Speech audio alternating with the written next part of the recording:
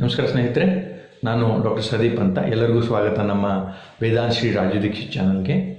So ಈಗ ಇವತ್ತಿನ ವಿಷಯ ಹೋಮಿಯೋಪತಿ ಹೇಗೆ ಪರಿಣಾಮ ಬೀರುತ್ತೆ ಅಥವಾ ಹೋಮಿಯೋಪತಿ ಹೇಗೆ ಕಾರ್ಯನಿರ್ವಹಿಸುತ್ತೆ ಅಂತ ಒಂದು ಸೀರೀಸ್ ಮಾಡ್ತಾ ಇದ್ವಿ. ಇದರಲ್ಲಿ ಇದು 6ನೇ ಒಂದು ಭಾಗ.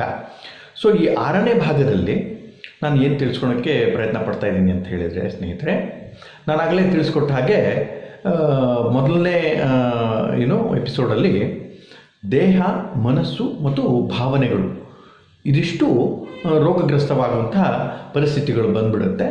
ಸೊ ಇದು 3 ಸ್ತರಗಳಲ್ಲಿ, ಒಂದು ಸ್ಥೂಲ ದೇಹ ಮತ್ತು ಮಾನಸಿಕ ದೇಹ ಮತ್ತು ಭಾವನಾತ್ಮಕ ದೇಹ ಅಥವಾ ಭಾವನಾತ್ಮಕ ಒಂದು ದೇಹ.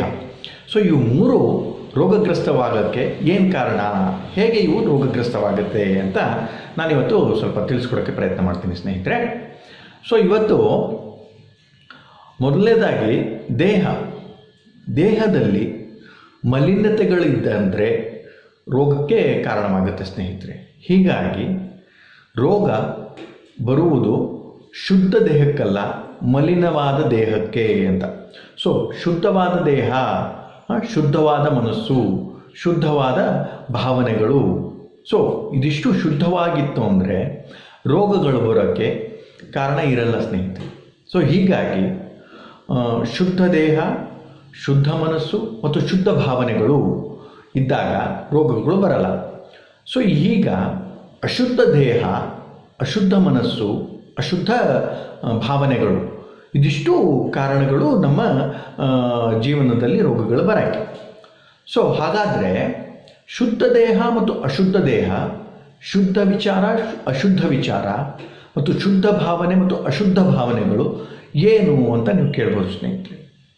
ಸೊ ಈಗ ಶುದ್ಧ ದೇಹದಲ್ಲಿ ಏನೇನು, ಶುದ್ಧ ದೇಹ ಪಡ್ಕೊಳ್ಳೋಕ್ಕೆ ಏನೇನು ಮಾಡಬೇಕು ಅಂತಲೂ ನಾನು ತಿಳಿಸ್ಕೊಡ್ತೀನಿ ಸ್ನೇಹಿತರೆ. ಸೊ ಶುದ್ಧ ದೇಹದಲ್ಲಿ ಗ್ರಂಥಿಗಳಿರಲ್ಲ, ಅಂದರೆ ಶುದ್ಧ ದೇಹದಲ್ಲಿ ಒಂದು ಜೀವನಾತ್ಮಕ ಶಕ್ತಿ ಪೂರ್ತಿಯಾಗಿ ಸಂಚರಿಸುತ್ತೆ. ಸೊ ಅಶುದ್ಧ ದೇಹದಲ್ಲಿ ಏನಾಗುತ್ತೆ ಅಂತ ಹೇಳಿದರೆ ಅಲ್ಲಿ ಗಂಟುಗಳಾಗ್ಬಿಟ್ಟಿರುತ್ತೆ, ಅಥವಾ ದೇಹದ ಬಗ್ಗೆ ಒಂದು ಒಂದು ನೆಗೆಟಿವ್ ಭಾವನೆಗಳು ಅಥವಾ ನೆಗೆಟಿವ್ ವಿಚಾರಗಳು ದೇಹದ ಬಗ್ಗೆ ಒಂದು ದುರಾತ್ಮಕ ಒಂದು ವಿಚಾರಗಳು ಇದ್ದಾಗ ದೇಹ ಮಲಿನತೆಗೊಳ್ಳುತ್ತೆ. ಆ ವಿಚಾರಗಳೇ ಮಲಿನತೆಗೊಳಿಸಿ ಗ್ರಂಥಿಗಳನ್ನು ಮಾಡುತ್ತೆ ದೇಹದಲ್ಲಿ. ಈ ಗ್ರಂಥಿಗಳು ರೋಗಕ್ಕೆ ಕಾರಣವಾಗುತ್ತೆ ಸ್ನೇಹಿತರೆ.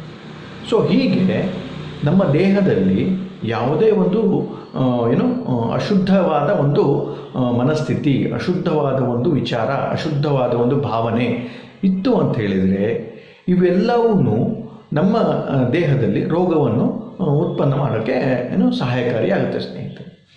ದೇಹ ಹೇಗೆ ಶುದ್ಧವಾಗೋಕ್ಕೆ ಸಾಧ್ಯ ಅಂತ ನೀವು ಕೇಳ್ಬೋದು. ಸೊ ನಮ್ಮ ದೇಹದ ಬಗ್ಗೆ ಏನೇನು ನಾವು ತಿಳ್ಕೊಂಡಿರ್ತೀವಿ ಅಂತ ಹೇಳಿದರೆ, ನಮ್ಮ ದೇಹದ ಬಗ್ಗೆ ಯಾರೋ ಹೇಳಿದ್ದು ಕೇಳಿದ್ದು, ದೇಹ ಅಶುದ್ಧ, ದೇಹ ಪಾಪ, ದೇಹದಿಂದ ಎಲ್ಲ ಪಾಪ ಪ್ರಜ್ಞೆ ಇರುವಂಥ ಒಂದು ದೇಹ. ಸೊ ಇದು ರೋಗಕ್ಕೆ ಸಿಲುಕುತ್ತೆ ಸ್ನೇಹಿತರೆ. ಹೀಗಾಗಿ ದೇಹವನ್ನು ನಾವು ಒಂದು ದೇವಾಲಯದಂತೆ ಕಂಡರೆ ಅದು ಶುದ್ಧವಾದ ದೇಹವಾಗುತ್ತೆ. ಸೊ ಶುದ್ಧವಾದ ದೇಹ ನಮ್ಮಲ್ಲಿ ಇತ್ತು ಅಂತ ಹೇಳಿದರೆ ರೋಗಕ್ಕೆ ಕಾರಣಗಳೇ ಇರಲ್ಲ, ರೋಗಕ್ಕೆ ಆಸ್ಪದ ಇರಲ್ಲ. ಸೊ ಹೀಗಾಗಿ ಶುದ್ಧ ದೇಹ ನಮ್ಮ ಆರೋಗ್ಯ ಸ್ಥಿತಿಗೆ ತುಂಬ ಸಹಾಯಕಾರಿ ಸ್ನೇಹಿತರೆ. ನಾವು ದೇಹವನ್ನು ದೇವಾಲಯದಂತೆ ನೋಡಿಕೊಳ್ಳಬೇಕು. ಯಾವುದೇ ಒಂದು ಕೆಟ್ಟ ವಿಚಾರ, ಯಾವುದೇ ಒಂದು ಕೆಟ್ಟ ಭಾವನೆ ನಮ್ಮ ದೇಹದ ಬಗ್ಗೆ ಇರಬಾರದು ಅಂತ ನಾನು ಇವತ್ತು ತಿಳಿಸ್ಕೊಡೋಕ್ಕೆ ಪ್ರಯತ್ನ ಮಾಡ್ತಿದ್ದೆ ಸ್ನೇಹಿತರೆ. ಸೊ ಹೀಗೆ ನಮ್ಮ ದೇಹದ ಬಗ್ಗೆ ಯಾರೋ ಹೇಳಿದ್ದು ಅಥವಾ ಯಾರೋ ಕೇಳಿದ್ದು ಅಥವಾ ಯಾವುದೋ ಬುಕ್ಕಲ್ಲಿದ್ದು, ಯಾರೋ ಒಂದು ಟಿ ವಿ ಮಾಧ್ಯಮದಲ್ಲಿ, ಪೇಪರಲ್ಲಿ ಬಂದಿರತಕ್ಕಂಥ ಒಂದು ದೇಹದ ಬಗ್ಗಿನ ಒಂದು ಕೆಟ್ಟ ಭಾವನೆ, ಕೆಟ್ಟ ವಿಚಾರ ನಮ್ಮಲ್ಲಿ ಗ್ರಂಥಿಗಳನ್ನು ಉತ್ಪನ್ನ ಮಾಡುತ್ತೆ. ಸೊ ನಮ್ಮಲ್ಲಿ ಆ ಗ್ರಂಥಿಗಳು ಏನಾಗುತ್ತಪ್ಪ ಅಂತಂದರೆ ರೋಗಕ್ಕೆ ಕಾರಣವಾಗುತ್ತೆ. ಸೊ ಹೀಗಾಗಿ ನಮ್ಮ ದೇಹದ ಬಗ್ಗೆ ಒಳ್ಳೆಯ ವಿಚಾರ, ಒಳ್ಳೆಯ ಭಾವನೆ, ದೇಹವನ್ನು ದೇವಾಲಯದಂತೆ ಕಂಡರೆ ನಾವು ಆರೋಗ್ಯ ಸ್ಥಿತಿಯಲ್ಲಿ ಇರಬಹುದು ಅಂತ ನಾನು ತಿಳಿಸ್ಕೊಡೋಕ್ಕೆ ಪ್ರಯತ್ನ ಮಾಡ್ತೀನಿ ಸ್ನೇಹಿತರೆ. ಮತ್ತು ಇನ್ನೊಂದೇನಪ್ಪ ಅಂತ ಹೇಳಿದರೆ, ನಮ್ಮ ದೇಹ ಆರೋಗ್ಯವಂತ ಸ್ಥಿತಿಗಿರಬೇಕಾಯ್ತು ಅಂತ ಹೇಳಿದರೆ 3 ಸಮಾನವಾದ ಒಂದು ನಿಯಮಗಳನ್ನ ನಾವು ಪಾಲಿಸಬೇಕಾಗುತ್ತೆ ಸ್ನೇಹಿತರೆ. ಮೊದಲನೇ ನಿಯಮ ಒಳ್ಳೆಯ ಆಹಾರ, ಶುದ್ಧ ಆಹಾರ ಮತ್ತು ನಿಯಮಿತವಾದ ಆಹಾರ ಮತ್ತು ಆಮೇಲೆ ಬ್ಯಾಲೆನ್ಸ್ಡ್ ಡಯಟ್ ಅಂತಲೂ ಹೇಳ್ಬೋದು ಸ್ನೇಹಿತರೆ, ಅಥವಾ ಸಮ್ಯಕ್ ಆಹಾರ ಅಂತಲೂ ಹೇಳ್ಬೋದು. ಸೊ ಸಮ್ಯಕ್ ಆಹಾರ ಅಂತ ಹೇಳಿದರೆ ಜಾಸ್ತಿನೂ ಉಣ್ಬಾರ್ದು, ಕಡಿಮೆನೂ ಉಣ್ಬಾರ್ದು. ಮತ್ತು ದೇಹಕ್ಕೆ ನೀವು ಏನು ಹಾಕ್ಕೊಳ್ತೀರಿ ಅದನ್ನು ದೇಹದ ಮೇಲೆ ಪರಿಣಾಮ ಬೀರಿ ಅದರ ಹಾಗೆ ದೇಹ ಆಗುತ್ತೆ. ನೀವು ಒಂದು ಮಾದಕ ದ್ರವ್ಯಗಳನ್ನು, ಮಾದಕ ಆಹಾರಗಳನ್ನ ಸೇವಿಸಿದರೆ ಮಾದಕತೆ ದೇಹಕ್ಕೆ ಬರುವುದು ಸಾಮಾನ್ಯ. ಸೊ ಹೀಗಾಗಿ ಮಾದಕವಾದ ವಸ್ತುಗಳನ್ನು ಸೇವಿಸುವುದು ತಪ್ಪು. ಆಮೇಲೆ ಮಾದಕವಾದ ವಸ್ತುಗಳನ್ನು ಸೇವಿಸುವುದು ತಪ್ಪು, ಅನಿಯಮಿತವಾಗಿ ಆಹಾರವನ್ನು ಸೇವಿಸುವುದು ತಪ್ಪು. ಆಮೇಲೆ ಆಹಾರವನ್ನು ಹಿತಮಿತವಾಗಿ ದೇಹದ ಸ್ಥಿತಿ ಶುದ್ಧವಾಗಿರಲು ಏನೇನು ಕಾರಣ, ಏನೇನು ದಿನಚರಿಯಲ್ಲಿ ಅಳವಡಿಸಿಕೊಂಡರೆ ಶುದ್ಧ ದೇಹವನ್ನು ನಾವು ಪ್ರಾಪ್ತಿ ಮಾಡಿಕೊಳ್ಳಬಹುದು ಅಥವಾ ನಮ್ಮ ದೇಹವನ್ನು ಶುದ್ಧ ಮಾಡಬಹುದು ಅನ್ನೋದನ್ನು ತಿಳಿಸ್ಕೊಡ್ತೀನಿ ಸ್ನೇಹಿತರೆ.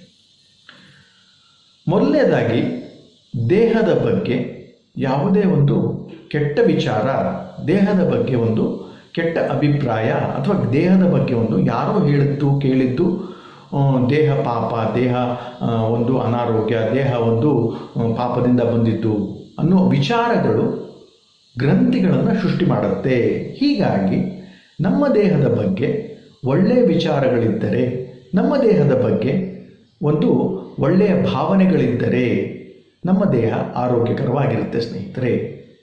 ದೇಹದ ಬಗ್ಗೆ ಒಂದು ಯಾವುದೇ ಒಂದು ಕೆಟ್ಟ ವಿಚಾರ, ದೇಹದ ಬಗ್ಗೆ ಒಂದು ಯಾವುದೇ ಒಂದು ಕೆಟ್ಟ ಭಾವನೆ ನಮ್ಮ ದೇಹದಲ್ಲಿ ಗ್ರಂಥಿಗಳನ್ನು ಸೃಷ್ಟಿ ಮಾಡಿ ದೇಹದ ಆರೋಗ್ಯವನ್ನು ಕೆಡಿಸುತ್ತದೆ, ದೇಹದ ಆರೋಗ್ಯವನ್ನು ಕ್ಷೀಣಿಸುತ್ತದೆ ಅನ್ನೋದು ತಿಳಿಸ್ಕೊಡ್ತಾ ಇದ್ದೀನಿ ಸ್ನೇಹಿತರೆ. ಹೀಗಾಗಿ ನಮ್ಮ ದೇಹದ ಬಗ್ಗೆ ನಮಗೆ ಪೂರ್ತಿಯಾಗಿ ಗೊತ್ತಿರಬೇಕು. ನಮ್ಮ ದೇಹದ ಬಗ್ಗೆ ಒಂದು ಒಳ್ಳೆಯ ಭಾವ ಇರಬೇಕು, ನಮ್ಮ ದೇಹದ ಬಗ್ಗೆ ಒಂದು ಒಳ್ಳೆಯ ಅಭಿಪ್ರಾಯವಿರಬೇಕು ಅನ್ನೋದನ್ನ ನಾನು ತಿಳಿಸ್ತಾ ಇದ್ದೀನಿ ಸ್ನೇಹಿತರೆ. ಹೀಗಾಗಿ ಮನಸ್ಸಿನ ಒಂದು ಸ್ಥಿತಿ ಅಂದರೆ ನಮ್ಮ ದೇಹದ ಬಗ್ಗೆ ಒಂದು ತಪ್ಪು ಕಲ್ಪನೆ ಇತ್ತು ಅಂದರೆ ದೇಹ ಆರೋಗ್ಯವಂತ ಸ್ಥಿತಿಯಲ್ಲಿ ಇರಲ್ಲ. ಹೀಗಾಗಿ ನಮ್ಮ ದೇಹದ ಸ್ಥಿತಿ ಆರೋಗ್ಯವಂತವಾಗಿರಲು ನಾವು ನಮ್ಮ ದೇಹದ ಬಗ್ಗೆ ಒಂದು ಮಂದಿರವನ್ನು ತಿಳಿದುಕೊಳ್ಳಬೇಕು. ನಮ್ಮ ದೇಹವನ್ನು ಆರೋಗ್ಯವಂತ ಸ್ಥಿತಿಯಲ್ಲಿಡಲು ನಮ್ಮ ದೇಹವನ್ನು ಒಂದು ಮಂದಿರದ ಹಾಗೆ ನೋಡಬೇಕು, ಒಳ್ಳೆಯ ಭಾವನೆ ಇರಬೇಕು ನನ್ನ ತಿಳಿಸ್ತಾ ಇದ್ದೀನಿ ಸ್ನೇಹಿತರೆ. ಮುಂದೆ ಹೋಗ್ತಾ ದೇಹವನ್ನು ಹೇಗೆ ಆರೋಗ್ಯವಂತ ಸ್ಥಿತಿಯಲ್ಲಿ ಇಟ್ಟುಕೊಳ್ಳಲು ಏನೇನು ಮಾಡಬೇಕು ಅನ್ನೋದನ್ನ ನಿಯಮಗಳನ್ನ ನಾನು ಒಂದು 3 ನಿಯಮಗಳನ್ನ ಹೇಳ್ತೀನಿ. ಮೊದಲನೇ ನಿಯಮ ಸಮ್ಯಕ್ ಆಹಾರ, ಸಮ್ಯಕ್ ವ್ಯಾಯಾಮ, ಸಮ್ಯಕ್ ವಿಶ್ರಾಮ್. ಸೊ ಈ 3 ನಾವು ಪಾಲಿಸಿದರೆ ನಮ್ಮ ದಿನನಿತ್ಯದ ಚಟುವಟಿಕೆಗಳಲ್ಲಿ ಸಮ್ಯಕ್ ಆಹಾರ, ಸಮ್ಯಕ್ ವ್ಯಾಯಾಮ, ಸಮ್ಯಕ್ ವಿಶ್ರಾಮ ಇವು 3 ನಾವು ಪಾಲಿಸಿದರೆ ನಮ್ಮ ದೇಹದ ಸ್ಥಿತಿ ಆರೋಗ್ಯವಂತ ಆಗಿರುತ್ತೆ ಅನ್ನೋದನ್ನ ನಾನು ತಿಳಿಸ್ತಾ ಇದ್ದೀನಿ ಸ್ನೇಹಿತರೆ. ಸಮ್ಯಕ್ ಆಹಾರ ಇದ್ರ ಬಗ್ಗೆ ಒಂದು ಸ್ವಲ್ಪ ಹೇಳ್ಬಿಡ್ತೀನಿ. ಸಮ್ಯಕ್ ಆಹಾರ ಅಂದರೆ ಏನಂದರೆ ಆಹಾರ ಜಾಸ್ತಿನೂ ಆಗಬಾರ್ದು, ಆಹಾರ ಕಡಿಮೆನೂ ಆಗಬಾರ್ದು.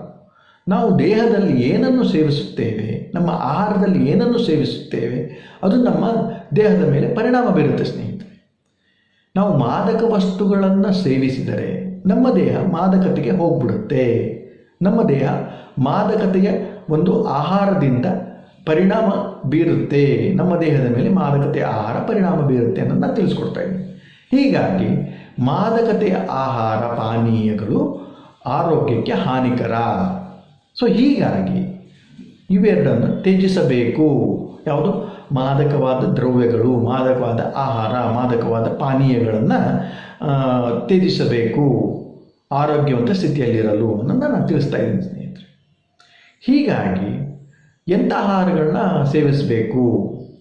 ಪೌಷ್ಟಿಕವಾದ ಆಹಾರಗಳನ್ನು, ಪೌಷ್ಟಿಕವಾದ ಭೋಜನವನ್ನು, ಪೌಷ್ಟಿಕವಾದ ಆಹಾರವನ್ನು ಹಿತಮಿತವಾಗಿ ಸೇವಿಸಿದರೆ ಆರೋಗ್ಯವಂತ ಸ್ಥಿತಿ ಬರುತ್ತೆ ಅನ್ನೋದನ್ನ ನಾನು ತಿಳಿಸ್ತಾ ಇದ್ದೀನಿ ಸ್ನೇಹಿತರೆ. ಸೊ ಹೀಗಾಗಿ ಆಹಾರ ಹೆಚ್ಚು ಇರಬಾರ್ದು, ಆಹಾರ ಕಡಿಮೆನೂ ಆಗಬಾರ್ದು. ಹೆಚ್ಚಾಯಿತು ಅಂತ ಹೇಳಿದರೆ ನಾವು ಆಹಾರವನ್ನು ಅತಿಯಾಗಿ ತಿಂದರೆ ಆ ಆಹಾರವನ್ನು ಪಚನ ಮಾಡುವ ಒಂದು ಕ್ರಿಯೆಯಲ್ಲಿ ದೇಹ ಎಲ್ಲ ಶಕ್ತಿಯನ್ನು ವ್ಯಯ ಮಾಡಿ ಆಲಸ್ಯ ಬರುತ್ತೆ. ಹೀಗಾಗಿ ಹೆಚ್ಚಾಗಿ ಆಹಾರ ಸೇವನೆ ಮಾಡಿದರೆ ಆಲಸ್ಯ ಬರುವುದು ಸಾಮಾನ್ಯ. ಹೀಗಾಗಿ ಹಿತಮಿತವಾಗಿ ಆಹಾರವನ್ನು ಸೇವಿಸಿ ಅಂತ ಹೇಳ್ತಾ ಇದ್ದೇನೆ ಸ್ನೇಹಿತರೆ. ಎರಡನೇದು, ಆಹಾರ ಪೂರ್ತಿ ಕಡಿಮೆ ಅಂದರೆ ಆಹಾರವನ್ನು ನಮ್ಮ ದೇಹಕ್ಕೆ ತಕ್ಕ ಹಾಗೆ ನಮ್ಮ ನಮ್ಮ ಚಟುವಟಿಕೆಗೆ ತಕ್ಕ ಹಾಗೆ ಸೇವಿಸದೇ ಇದ್ದರೆ, ಸ್ವಲ್ಪ ಆಹಾರ ಸೇವಿಸಿದರೆ ಅಥವಾ ನಮ್ಮ ದೇಹಕ್ಕೆ ಬೇಕಾದಂಥ ಒಂದು ಗಾತ್ರದ ಆಹಾರವನ್ನು ನಾವು ತೆಗೆದುಕೊಳ್ಳದೇ ಇದ್ದರೆ ಸುಸ್ತಾಗುವುದು ಸಾಮಾನ್ಯ ಸ್ನೇಹಿತರೆ. ಹೀಗಾಗಿ ಒಂದು ಆಹಾರ ನಮ್ಮ ದೇಹಕ್ಕೆ ತಕ್ಕಂಗೆ ಹಿತಮಿತವಾಗಿ ಇರಬೇಕು ಅನ್ನೋದನ್ನ ನಾನು ತಿಳಿಸ್ತಾ ಇದ್ದೆ ಸ್ನೇಹಿತರೆ. ಈಗ ಸಮ್ಯಕ್ ಆಹಾರ ಅಂದರೆ ಒಂದು ಮಾದಕತೆಯಿಂದ ತುಂಬಿರಬಾರದು, ಆಹಾರ ಹಿತಮಿತವಾಗಿರಬೇಕು, ಆಹಾರ ಆರೋಗ್ಯಕರವಾಗಿರಬೇಕು, ಆಹಾರ ಜಾಸ್ತಿನೂ ಇರಬಾರ್ದು ಕಡಿಮೆನೂ ಇರಬಾರ್ದು. ಇವಿಷ್ಟನ್ನು ಪಾಲಿಸಿದರೆ ಸಮ್ಯಕ್ ಆಹಾರ ಅನ್ನೋದನ್ನ ನಾನು ಹೇಳ್ತಾ ಇದ್ದೆ ಸ್ನೇಹಿತರೆ. ಈ ಸಮ್ಯಕ್ ಆಹಾರವನ್ನು ಪರಿಪಾಲಿಸಿದರೆ ನಮ್ಮ ದೇಹದ ಸ್ಥಿತಿ, ದೇಹದ ಆರೋಗ್ಯವನ್ನು ಕಾಪಾಡಿಕೊಳ್ಳಲು ತುಂಬ ಸಹಾಯಕರವಾಗುತ್ತೆ ಅಂತ. ಎರಡನೇದೇನಪ್ಪ ಅಂದರೆ ಸಮ್ಯಕ್ ವ್ಯಾಯಾಮ. ನಮ್ಮ ದೇಹಕ್ಕೆ ದಿನನಿತ್ಯದ ಚಟುವಟಿಕೆಗಳ ಬೇಕಾದಂಥ ಒಂದು ಶಕ್ತಿ ನಮಗೆ ವ್ಯಾಯಾಮದಿಂದ ಬರುತ್ತೆ ಸ್ನೇಹಿತರೆ. ಹೀಗಾಗಿ ಸಮ್ಯಕ್ ವ್ಯಾಯಾಮ ಯಾರ್ಯಾರು ಮಾಡ್ತಾರೆ ಅವರೆಲ್ಲರೂ ಆರೋಗ್ಯವಂತ ಸ್ಥಿತಿಯಲ್ಲಿರ್ತಾರೆ ಅನ್ನೋ ನಾನು ತಿಳಿಸ್ಕೊಡ್ತಾ ಇದ್ದೀನಿ ಸ್ನೇಹಿತರೆ. ಸಮ್ಯಕ್ ವ್ಯಾಯಾಮ ಅಂದರೆ ಏನೆಂದರೆ ವ್ಯಾಯಾಮ ಅತಿಯಾಗಬಾರ್ದು, ವ್ಯಾಯಾಮ ಕಡಿಮೆನೂ ಆಗಬಾರ್ದು. ಹೀಗಾಗಿ ಸಮ್ಯಕ್ ವ್ಯಾಯಾಮ ಮಾಡಿದರೆ ನಮ್ಮ ದೇಹದ ಸ್ಥಿತಿ ತುಂಬ ಆರೋಗ್ಯಕರವಾಗಿರುತ್ತೆ ಅನ್ನೋದನ್ನ ನಾನು ಹೇಳ್ತಾ ಇದ್ದೀನಿ ಸ್ನೇಹಿತರೆ. ಸಮ್ಯಕ್ ವ್ಯಾಯಾಮ ಅಂದರೆ ಏನಪ್ಪ ಅಂದರೆ 10ರಿಂದ 15 ನಿಮಿಷ ನಿಮಗೆ ಯಾವುದೇ ಒಂದು ವ್ಯಾಯಾಮ ಮಾಡಬಹುದು. ಒಂದು ಜಾಗಿಂಗ್ ಇರಬಹುದು, ಅಥವಾ ರನ್ನಿಂಗ್ ಇರಬಹುದು, ಅಥವಾ ಪ್ರಾಣಾಯಾಮ ಇರಬಹುದು, ಅಥವಾ ಯೋಗಾಸನಗಳಿರಬಹುದು, ಅಥವಾ ಸೂರ್ಯ ನಮಸ್ಕಾರ. ಹೀಗೆ ದಿನನಿತ್ಯದ ಒಂದು ಚಟುವಟಿಕೆಗಳಲ್ಲಿ, ದಿನನಿತ್ಯದ ಒಂದು ನಮ್ಮ ದಿನಚರಿಯಲ್ಲಿ ಸಮ್ಯಕವಾಗಿ ವ್ಯಾಯಾಮ ಮಾಡಿದರೆ ನಮಗೆ ಆರೋಗ್ಯವಂತ ಸ್ಥಿತಿ ಬರುತ್ತೆ ಅನ್ನೋದನ್ನು ನಾನು ತಿಳಿಸ್ಕೊಡ್ತಾ ಇದ್ದೀನಿ ಸ್ನೇಹಿತರೆ. ಹೀಗಾಗಿ ಸಮ್ಯಕ್ ಆಹಾರ, ಸಮ್ಯಕ್ ವ್ಯಾಯಾಮ, ಆಮೇಲೆ ಸಮ್ಯಕ್ ವಿಶ್ರಾಮ, ಇವು 3. ಸಮ್ಯಕ್ ವಿಶ್ರಾಮದಲ್ಲಿ ಏನು ಹೇಳ್ತಾ ಇದ್ದೀನಿ ಅಂತ ಹೇಳಿದರೆ ಸ್ನೇಹಿತರೆ, ನಮ್ಮ ದಿನಪೂರ್ತಿಯ ಚಟುವಟಿಕೆಗಳು ಚೆನ್ನಾಗಿ ಮಾಡಿದರೆ, ಚೆನ್ನಾಗಿ ಆಹಾರವನ್ನು ಸೇವಿಸಿದರೆ, ಚೆನ್ನಾಗಿ ನಾವು ಕೆಲಸ ಮಾಡಿದರೆ ನಮ್ಮ ದೇಹ ಸುಸ್ತಾಗುತ್ತೆ. ರಾತ್ರಿ ಆಗ್ತಾ ಆಗ್ತಾ ಸುಸ್ತಾಗುತ್ತೆ. ಆ ರಾತ್ರಿಯ ಸಮಯದಲ್ಲಿ ನಮ್ಮ ದೇಹವನ್ನು ಪೂರ್ತಿಯಾಗಿ ವಿಶ್ರಾಮಕ್ಕೆ ನಾವು ಒಡ್ಡಿದರೆ, ಅಥವಾ ಪೂರ್ತಿಯಾಗಿ ನಮ್ಮ ದೇಹ ಮನಸ್ಸು ವಿಶ್ರಾಮ ತೆಗೆದುಕೊಂಡರೆ, ಪೂರ್ತಿಯಾಗಿ ನಮ್ಮ ನಿದ್ರೆ ಆಯಿತು ಅಂತ ಹೇಳಿದರೆ ಮತ್ತೆ ಮರುದಿನ ಪುನರ್ಜೀವನ ಸಿಕ್ಕ ಹಾಗೆ, ನಮ್ಮ ದೇಹಕ್ಕೆ ಒಂದು ಚೈತನ್ಯ ಬಂದ ಹಾಗೆ. ಹೀಗಾಗಿ ಸಮ್ಯಕ್ ಆಹಾರ, ಸಮ್ಯಕ್ ವ್ಯಾಯಾಮ, ಸಮ್ಯಕ್ ವಿಶ್ರಾಮ, ಇವು 3 ನೀವು ಪಾಲಿಸಿದರೆ, ಇವು 3 ನೀವು ವ್ಯವಸ್ಥಿತವಾಗಿ ನೀವು ನೋಡಿಕೊಂಡರೆ ನಿಮ್ಮ ಮನಸ್ಸಿನ ಸ್ಥಿತಿ, ದೇಹದ ಸ್ಥಿತಿ ಮತ್ತು ಭಾವನೆಗಳ ಸ್ಥಿತಿ ತುಂಬ ಆರೋಗ್ಯಕರವಾಗಿರುತ್ತೆ ಅನ್ನೋದನ್ನ ನಾನು ಇವತ್ತು ತಿಳಿಸ್ಕೊಡ್ತಾ ಇದ್ದೀನಿ ಸ್ನೇಹಿತರೆ. ಸೊ ಇವತ್ತು ನಾನು ದೇಹದ ಬಗ್ಗೆ ಹೇಳಿದೆ. ದೇಹದಲ್ಲಿ ಆರೋಗ್ಯ ಬರಲು ಸಮ್ಯಕ್ ಆಹಾರ, ಸಮ್ಯಕ್ ವ್ಯಾಯಾಮ, ಸಮ್ಯಕ್ ವಿಶ್ರಾಮ. ಸೊ ಇದು ದೇಹದ ಬಗ್ಗೆ ಒಂದು ಆರೋಗ್ಯ ಸ್ಥಿತಿಯನ್ನು ಕಾಪಾಡಿಕೊಳ್ಳಲು ಏನೇನು ಮಾಡಬೇಕು ಅಂತ ಹೇಳ್ಕೊಟ್ಟಿದ್ದೀನಿ ಸ್ನೇಹಿತರೆ. ಈಗ ಮುಂದಿನ ಒಂದು ಎಪಿಸೋಡಲ್ಲಿ ಮನಸ್ಸಿನ ಆರೋಗ್ಯ ಹೇಗೆ ಕಾಪಾಡಿಕೊಳ್ಳುವುದನ್ನು ನಾನು ತಿಳಿಸ್ಕೊಡ್ತೀನಿ. ಸೊ ಇದು ಇಷ್ಟ ಆಯಿತು ಅಂತ ಹೇಳಿದರೆ ನಿಮ್ಮ ಸ್ನೇಹಿತರಿಗೆ, ಬಂಧುಗಳಿಗೆ, ಬಾಂಧವರಿಗೆ, ನಿಮ್ಮ ಫ್ರೆಂಡ್ಸ್ಗೆ ಶೇರ್ ಮಾಡಿ, ಸಬ್ಸ್ಕ್ರೈಬ್ ಮಾಡಿ ನಮ್ಮ ಚಾನಲ್ನ. ಇಂಥ ವಿಷಯಗಳನ್ನ ನಿಮಗೆ ಜ್ಞಾನವೃದ್ಧಿ ಮಾಡಲು, ನಿಮ್ಮ ಆರೋಗ್ಯವನ್ನು ಕಾಪಾಡಿಕೊಳ್ಳಲು ಏನೇನು ಬೇಕು ಅನ್ನೋದನ್ನ ನಾನು ತಿಳಿಸ್ಕೊಡ್ತೀನಿ ಸ್ನೇಹಿತರೆ. ಇದಿಷ್ಟು ನಾನು ಹೇಳ್ತಾ ನಿಮಗೆ ಧನ್ಯವಾದ ಹೇಳ್ತೀನಿ. ಇದಿಷ್ಟು ನೀವು ಶಾಂತ ರೀತಿಯಿಂದ ಕೇಳಿದ್ದಕ್ಕೆ. ಶೇರ್ ಮಾಡಿ, ಸಬ್ಸ್ಕ್ರೈಬ್ ಆಗಿ ನಮ್ಮ ಚಾನಲ್ಗೆ ಅಂತ ಕೇಳ್ತಾ ಈ ಎಪಿಸೋಡನ್ನು ನಾನು ಮುಗಿಸ್ತಾ ಇದ್ದೀನಿ ಸ್ನೇಹಿತರೆ. ನಮಸ್ಕಾರ, ಧನ್ಯವಾದಗಳು.